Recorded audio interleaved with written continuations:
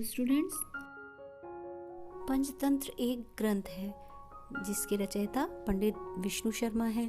पंचतंत्र में कई कहानियां हैं जिसमें से आज हम एक पढ़ेंगे। बात बहुत पुराने समय की है।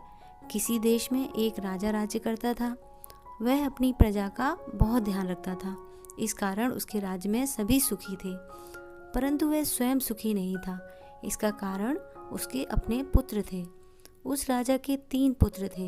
उन तीनों में एक बहुत बड़ी खराबी यह थी कि उनका मन खेलने कूदने में अधिक लगता था और पढ़ने लिखने में कम। इस कारण वे विद्या और बुद्धि दोनों में कच्चे थे।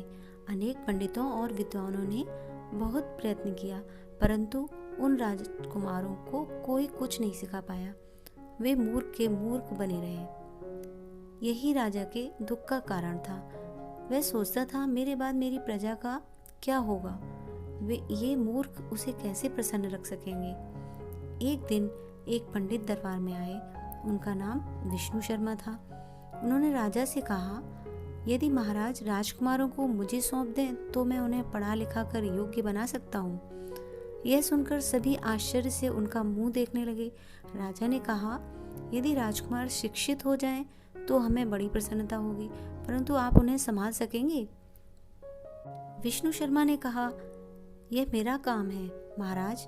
मैंने उसका उपाय भी सोच लिया है। ईश्वर की कृपा हुई तो राजकुमार सुधर जाएंगे, परंतु मैं उन्हें आपके महल में आकर शिक्षा नहीं दूंगा। उन्हें प्रतिदिन मेरे निवास पर आना होगा।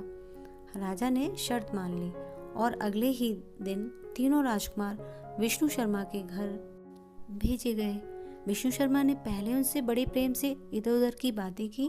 अचानक कहा, देखो बेटू, दूसरों के काम में कभी टांग नहीं अड़ाते हैं। जो अड़ाता है उसकी वही दशा होती है जैसी उस बंदर की हुई थी। किस बंदर की क्या दशा हुई थी? राजकुमारों ने प्रश्न किया। उत्तर में विष्णु शर्मा ने उन्हें एक बंदर की कहानी सुनाई, जिसने एक कटे हुए तख्ते के बीच में लगी हुई कील को यह देखने के लिए निकाल दिया कि वह वहां क्यों लगी है।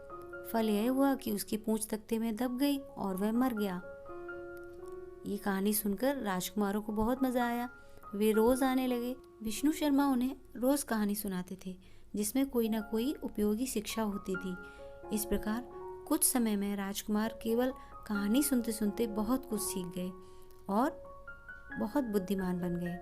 विष्णु शर्मा ने राजकुमारों को जो कहानियां सुनाई उन्हें हम आज भी पुस्तक में पढ़ते हैं। इस प्रसिद्ध पुस्तक का नाम पंचतंत्र है। स्टूडेंट्स, आई होप आपने भी बहुत कुछ इस कहानी से सीखा होगा। अब आप सब भी इस चैप्टर को रीड करिए। Thank you.